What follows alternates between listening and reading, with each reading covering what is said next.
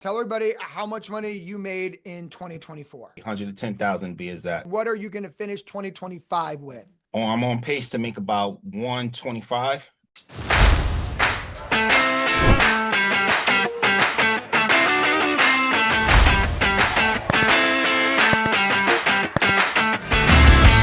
If you want to learn exactly how to build a six-figure signing agent business, you're going to want to watch this video because I am here with one of my students in the great state of New Jersey who's a six-figure signing agent who's going to pull the curtain back on his journey. So let's get started. Hello, Tahiv. What's going on, my man?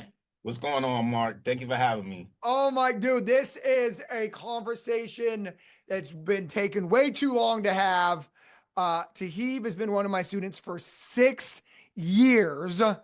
Tahiv, tell everybody how much money you made in 2024. I made over 100,000, be 110,000 be exact. 110,000. We are almost at the end of 2025. What are you going to finish 2025 with? Oh, I'm on pace to make about 125. $125,000. Tahiv, when I say that back to you, how do you feel? What goes through your mind? I mean, $125,000 a year business. Like, what goes through your mind, your emotions? Just tell me. It's been a long time coming. I've been really patient as a student. I've been actually student of you in the system, just doing everything I'm supposed to do, just knowing it's gonna be my turn and just following the process and trusting the process. I love it. And so, I mean, I love what you just said because, I do a ton of these interviews. You're not one of my students who made six figures in the first year. It took you 4 years to break the six-figure mark. And I say that inspirationally because you're the real inspiration of tried and steady and trusting the process, putting in the work.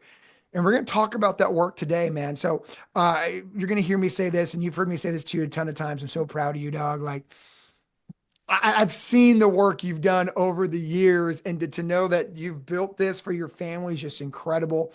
Let's take people back to 2019. So you're a student for 6 years, 2019, you do this part-time. Why are you doing this part-time? I started doing this part-time because I was just looking for extra income.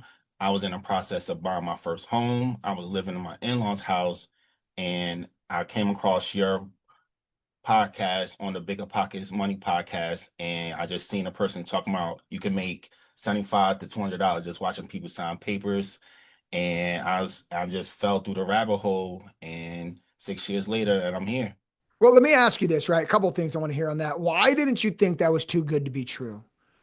Because Because a you lot of hear, people, a lot of people are going to jump on this video right now, T, right. and be like, "Oh, 100 grand, 125,000," and they're going to have these thoughts. And so you hear that podcast, like walk people through maybe some of your disbelief or what made you jump all in, to walk people through them if they have any, because this is the best business in America. Everyone should be a part of. Right.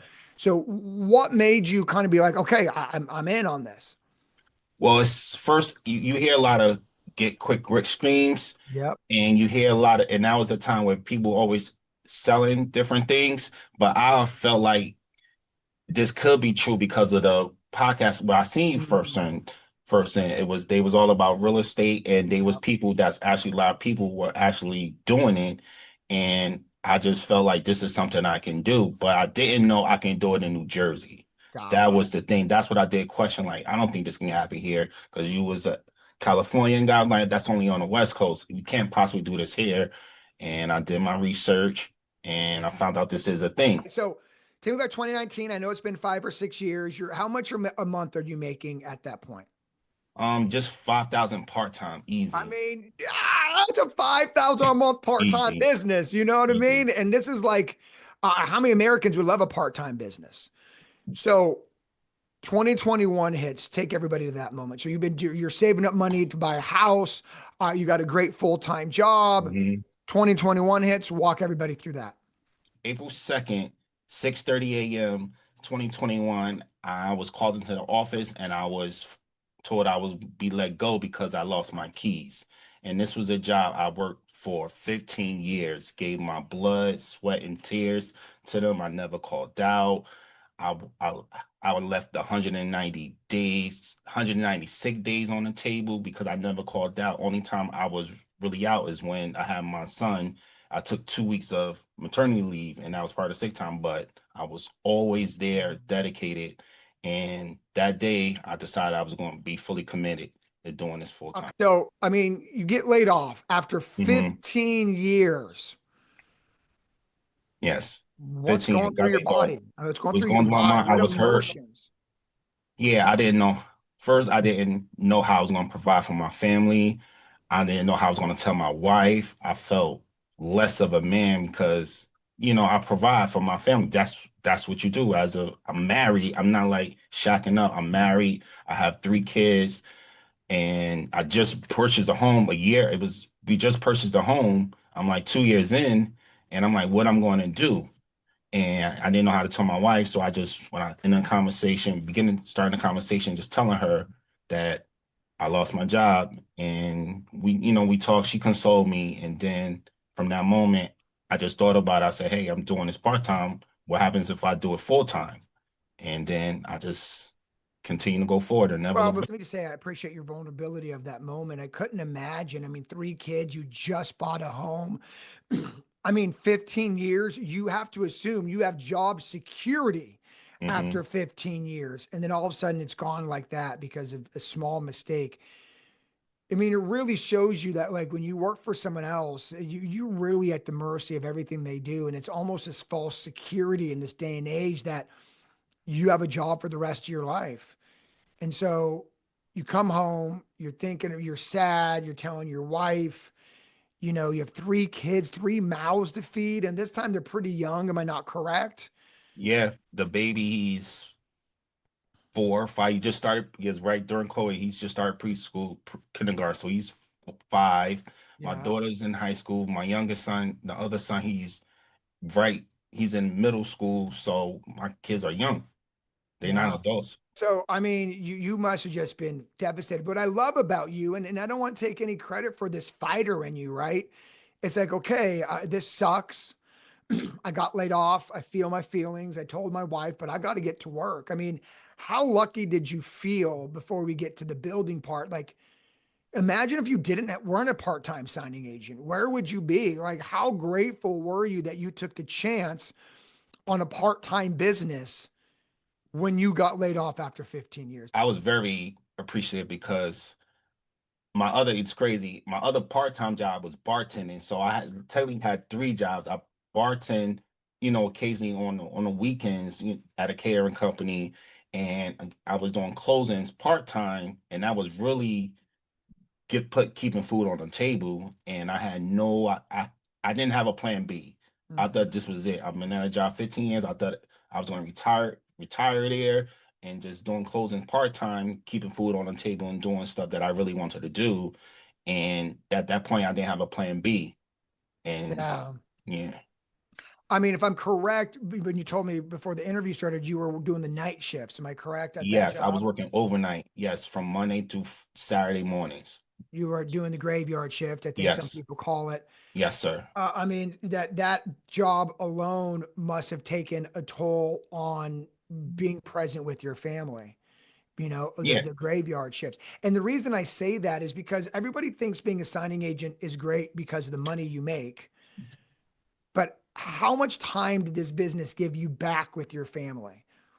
It gave me a lot of business back because I know we're gonna go back and forth because I recently just came off a vacation, and the good things about especially this year, I didn't have to ask for permission to go on vacation, and it just like feels so good to say, you know what, I'm not gonna go, I'm gonna go to Jacksonville, I'm gonna go to Disney because I want to go or I Yeah. can go, and when I don't have to worry about my colleagues communicating with them about, okay, I'm going to take off or asking permission and getting it denied.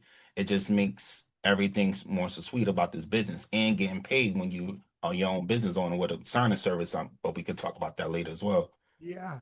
I Yep. mean, the fact you've scaled this business to a signing service, I hope everyone is just really inspired by you. And again, this has been a 6-year journey and it just shows you the ability. If you stick with it, you get patient, you trust the system, trust the process, put in the work, what's possible. And so, you know, if you don't mind me asking, how does the wife look at you now? I'm married. When I have a good month, a good business. I know how it feels when my wife like looks at me, and I just know from someone who's working graveyard shifts, trying to stay up to be with the kids in the morning, and then getting laid off to now being your own boss. Like, how does that feel when your wife like looks at you, your kids look at you? Are your kids looking up to you these days of being a business owner? Like, walk me through that. And the reason I asked that, Tahiv, because there's so many other ancillary things that are amazing about this business outside of the money, right? It's Mhm. fulfillment, right? It's happiness. So walk me through that. My family is proud of me Mhm. because even now I even have more time with them. Like my Yeah. son runs track,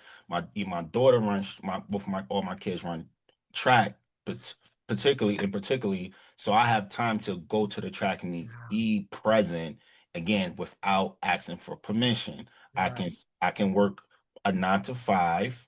A notary 9 to 5, not taking any appointments after 5, or if I Yeah. do get appointments, I can facilitate it to someone else and still be able to have time with my family without any interruptions. I mean, and to me, what you just said is the best part about being a business owner. I think the money is secondary, right? There's not a value in being able to go to a track meet with your little one. I mean, Dave, I'm just proud of you, dog. I mean, just Thank you. not Thank tell you. you, the perseverance that I've seen over 6 years is incredible. So speaking of that perseverance, let's walk about to your income, right? So you shared over, I'm looking at my notes, looking down over here. You shared with us that you made about $5,000 a month part-time. By the way, what an incredible business, right? And so Yeah. you get laid off in 2021. I'm looking at my notes. How much money did you make in 2021, more or less? 2021, that was about 75, 80 because Okay. I'm just halfway through the year. I Yeah. was part-time, and then I was able to take on more assignments full-time, and I was still going through signing services as Yeah. well. But now you're making, $85,000 a year. That's a great business. Yes, sir. Of course, yes. You're making, Yeah. now 2022. How much did you make in 2022? About the same, I want to say Okay. 20 because it was a little wasn't Yeah. steady. We were still right Yeah. there. I would say about Uh, 85 what a what year. what I want to touch base on is, you came in to our program right before COVID, Yep. then COVID, and then after COVID, right? Hmm. Those COVID years were really good for real estate, as everybody already knows. Now looking back 3 or 4 years, I mean, there were students of ours making, 20 grand a month, right? In Easy. during COVID. How come you didn't get discouraged that you weren't making that 20 grand? Because I think Hmm. a lot of students are going to watch this right now and be like, I make 3 grand a month. Like, there's no way he's making $12,000 a month, right? $15,000 a month. So how did you not get discouraged by other people? Everybody has their own journey. And I know me, how I started was part-time. Every was part-time. And I didn't give myself the opportunity to make the money because I was doing it part-time. And then when I officially became full-time, I was like, okay, now I had to rebrand myself, recommit, be fully committed, and actually work the system. Yeah. And I never looked at no one else success. I'm like, I can't do that. I always looked at, I can do that. My time is going to come. And I was actually student, a true student of this business, just learning from all the other people that you brought on stage and just learning, asking questions and not afraid to ask questions. I'm not afraid to go up to all the people and that's making a lot of money to say, how you doing this? How can I do this? What advice do you have for me? I hope everyone just rewind what you just heard. And what I asked that question, because I want to get into the mindset of a successful notary. You went up to people more successful than you and said, how did you get where you are? What are you doing that I'm not doing? And that's a growth mindset. And I don't think people do that enough. So when they're at an LSS community meetup or then they're out in the field, like, it's just asking, what did you do? Successful people realize that, the smartest person in the room is not the smartest person in the room, right? You realize that you're always learning from others, and the fact that you weren't afraid to ask people, what are you doing to add to my business? I think it could be taken away by everybody right here. So, Mhm. I mean, you did $100,000 last year for the first time. What went through your mind when you made that, when you looked at your taxes and you're like, wow, I did 100 grand? I was more than happy. I was real excited. Yeah.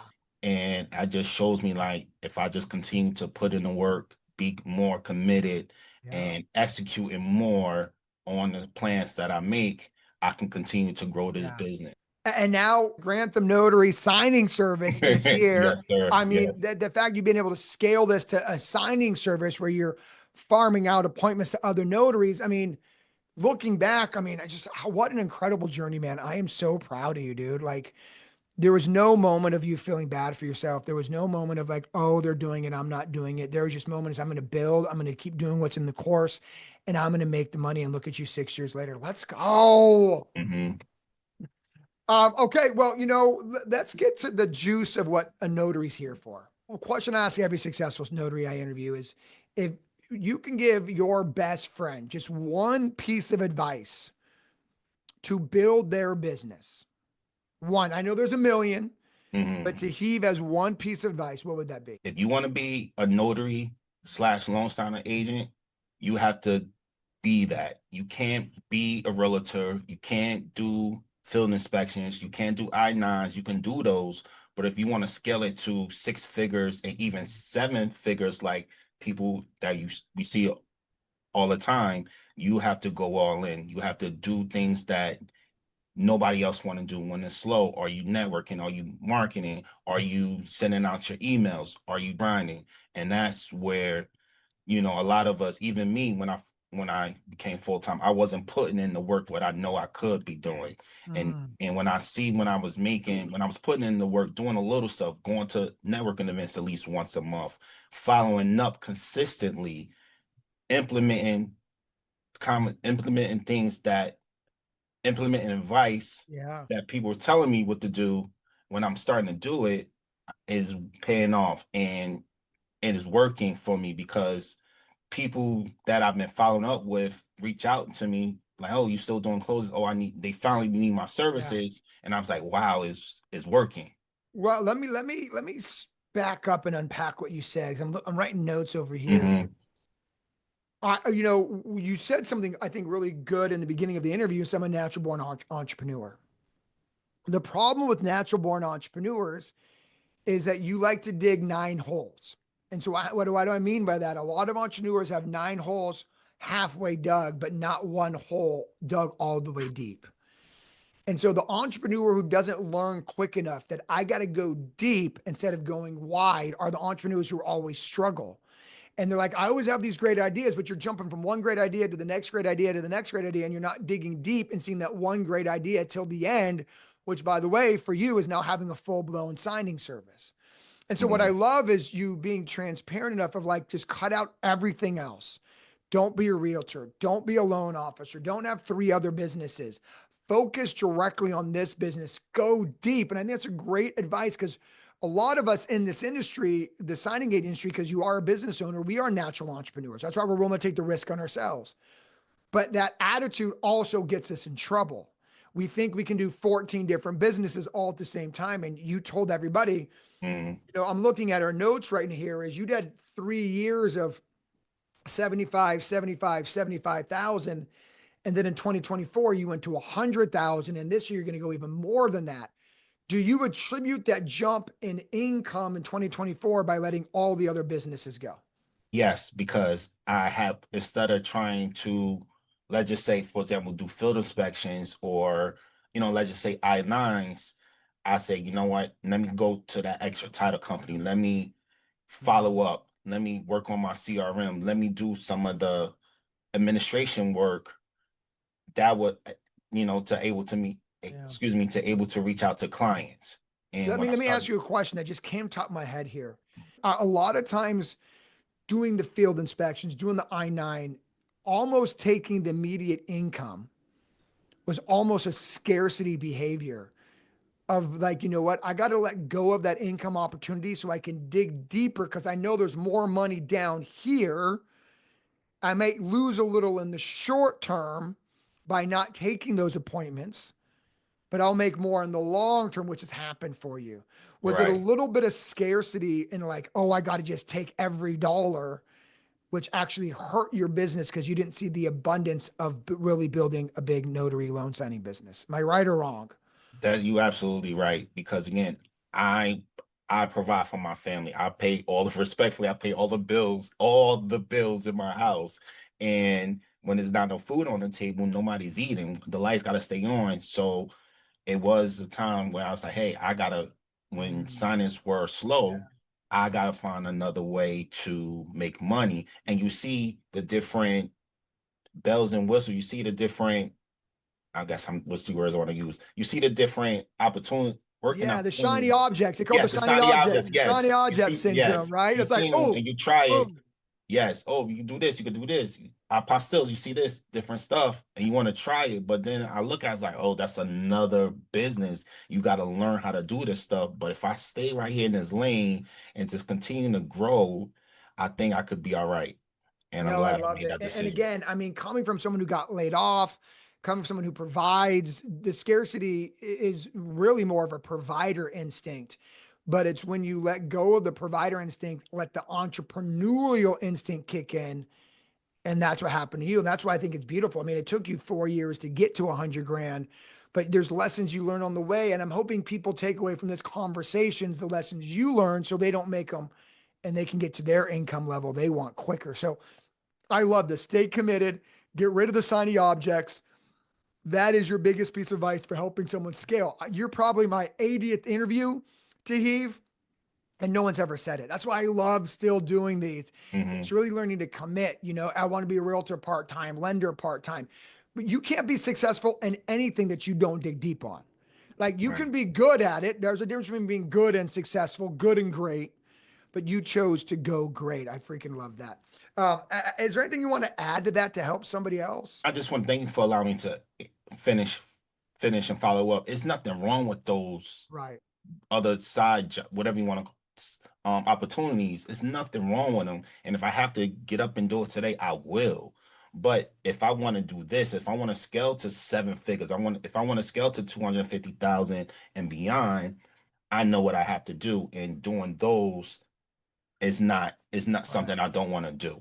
right, So right. that's No, all. I I just love want to it. say that there's nothing wrong. If you want to start Yeah, doing it part-time, go for it. There's nothing wrong with it.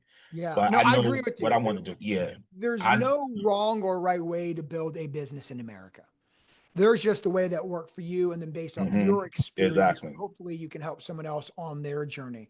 But what Exactly. you experience is the more things I was focusing on, the less big my business was getting, the primary Hmm. business. And when you learn that I can't have shiny object syndrome, if I just focus on one thing, make it big, I will crush. And that's exactly what happened. You know, as we wrap up this conversation, you're 6 years into this business, right? Which it's so awesome being here for 6 years. Um, if you can go back and do your business over again, now knowing what you know 6 years later, what would you do different to scale quicker? My biggest what I'm improving with now is following up. Ooh, Have good. following up more. Okay, so let me stop you there. So I love that. Okay, I love that. Okay, so how much business do you think you left on the table over the years before follow up became a really a part of your systems? I want to say at least 20 because I probably could have been knocking on another six figures. 20 Yeah, that just consistently following up that's a good piece of regularly, advice. That's right. regularly.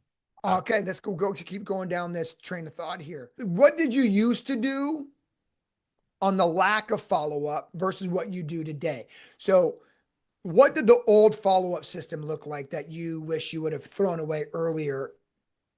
What did that look like for Tahiv? just call, send an email after if I go to a network event, just send one email, say thank you for, basically nice to meet you. Hope to see you come to your office. And if they So don't say basically, no, what I hear is there's one touch point.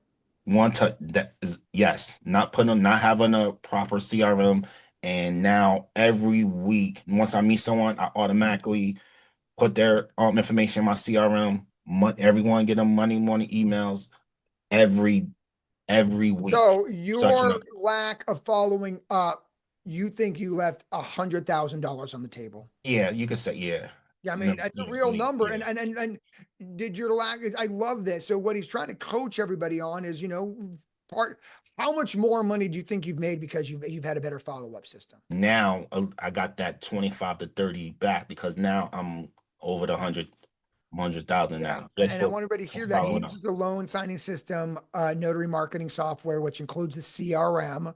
And you really believe that that CRM has changed, the loan signing system CRM has changed your business. Because I'm using it. I'm not it's not just sitting collecting. I'm actually using it the right way. In what ways has, so you send out an auto email reply after you meet someone at a networking event.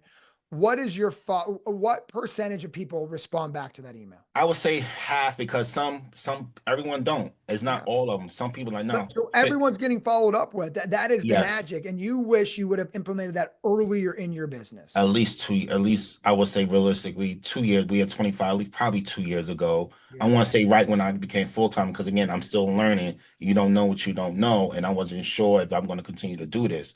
But at least 2 years, a year and a half, Yeah. if I would have started, Yeah. I could have been a lot. But it's okay. I know you know better, you do better. Exactly. And you're trying to share with everybody. In fact, if you want a free 30-day free trial to the CRM, click the link below this video to get started today. I love that follow-up is now part of your process. You said something about 5 minutes ago, how there's a few things you wish you would have done differently. Outside of just the follow-up, what else do you wish you would have done differently that could help you make money quicker? Definitely going direct sooner and not being afraid to go into Ooh, title company's office. And I think it's a lot of opportunity for me, but I'm getting a lot better and just walking to title company's office and just introducing myself. And even if I don't have like treats or like a yeah. goodie bags, I still go in and just introduce Well, myself. let me stop you there. So you wish you would have went direct sooner, right? That would have helped you scale quicker. What were the reasons in the beginning? And again, I want to normalize Mhm. the feeling of nerves. I want to normalize the feeling of like apprehension. What is it that helped? What is it that made you so nervous about going in? What limiting belief that you had that maybe somebody else is experiencing that's just not true? That you're gonna get yelled out and get chased out the office. That's always the thing. And you think that we're disturbing the title company.